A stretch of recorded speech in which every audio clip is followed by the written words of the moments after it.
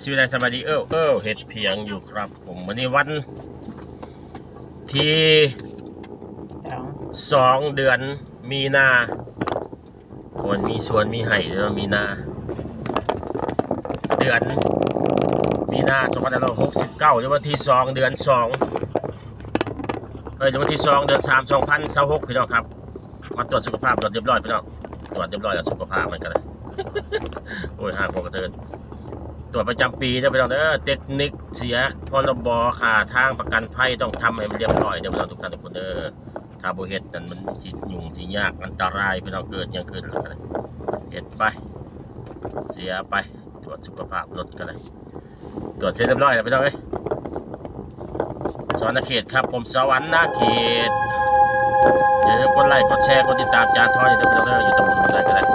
ช่อง YouTube ช่องเพจช่อง TikTokก็จะไปติดตามไว้ละลายเยอะๆพี่น้องเพื่อจะบอกพลาดคลิปใหม่ๆเมื่อวานนี่ผมได้6 ล้าน12 ล้าน18 ล้านละลายกันให้จานทอดเนี่ยพอได้กินกาแฟ จานทอดกันลดอีกครับพอได้แล้วก็บอกว่ากันพี่น้องเอาใหม่วันนี้ลาวพัฒนาใหม่แต่ถ้าพี่น้องได้วันจันทร์นี่ลาวบอกพัฒนาเอาใหม่อีกแล้วครับ โอ้กล้องกับมันบ่งามเลยพี่น้องหาเงินซื้อไอโฟนอยู่มันบ่งามกับยามันงามขากล้องนี้วักแกว่งวักไปอยู่ซัมเปียงบอกโอ้ยงานเฟสติวัลมาแล้วพี่น้องนี่กำลังจัดอยู่คอนเสิร์ตสอนกีทำไมแล้วพี่น้องงานสวรรค์พันเพชรบ่มาแล้วครับเริ่มแต่วันที่7บ่จังใดละได้ยินแว่วๆติดตามมาพี่น้องติดตามข่าวติดตามช่อง YouTube เพจ YouTube TikTok จานทอนนี่ก็สิได้ฮู้ว่าจานทอนมากูมือ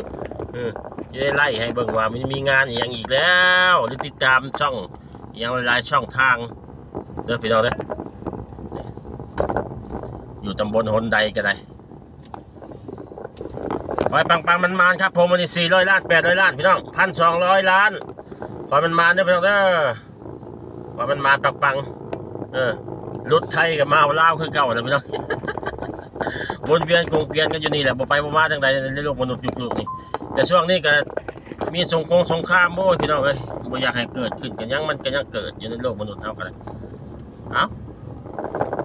ขอให้ทุกคนทำความดีคิดดีบ่ฮอด100 ปีก็ตายเพิ่นว่า หรือผู้ยืนที่กันสิฮอดอยู่เว้ายุคกูมื้อนี่พี่น้องเอ้ยว่าง่ายๆจะไปแข่งแย่งสิ่งดีสิ่งเด่นกันไปมันก็คือบ่เห็นผู้ใดเอาไปนำจักอย่างนะไม่หยังก็ได้สิมีเฮือนสิมีคำสิมีรถหรูสิมีนั่นมีนี่ก็คือว่าเขาก็สิให้แต่สี่เหลี่ยมนั่นแหละพี่น้องเอ้ยมันสิแบกสิหามารถยังมาแก่ก็คือบ่เห็นมีนะพี่น้องจะไปแย่งกันพี่ก็เลาะในโลกมนุษย์โยกโลกเขานี่ก็ได้ผู้อยู่ก็สู้พี่น้องกดไลค์กดแชร์กดติดตามในไลน์เยอะๆจานทอนก็ได้อยู่ตำบลคนใดก็ได้เด้อพี่น้องเด้อเพื่อสิบ่พลาดคลิปใหม่ๆเก่าๆขอบคุณทุกท่านทุกคนอยู่ดีมีแห้งอยู่ตำบลอะไรก็ได้เป็นเรื่องนะมาอุดมาหนุนซอยขายอาหารตามสั่งอย่างสั่งอยู่กม3ถนนเล็ก9ใกล้ห่างไอเต็กสวรรณเขตพี่น้องจานทอนก็ได้ขายบ่ใกล้ใกล้ไอเต็กสวรรณเขตให้เราพี่น้องมาอุดมาหนุนซอยพี่น้องครับอุดมาหนุนซอยนะพี่น้องเด้อโอเคครับเป็นแห้งรวยๆทุกท่านทุกคนอยู่ดีมีแห้งนะพี่น้องเด้อบ๊ายบายครับ